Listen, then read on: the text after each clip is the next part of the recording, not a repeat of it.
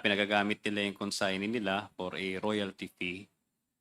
So, nakilala ko yung si Irene May Tatad dun sa kanyang parang ano yata niya.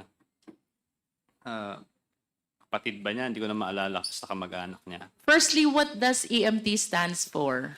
It's an acronym, right? Yes, Your Honor. What does it stand for?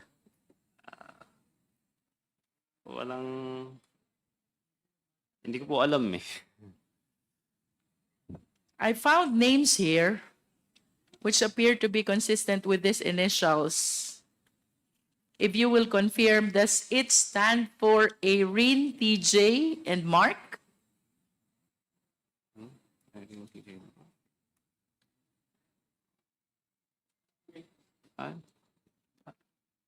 I don't think so, Your Honor. But do you confirm that TJ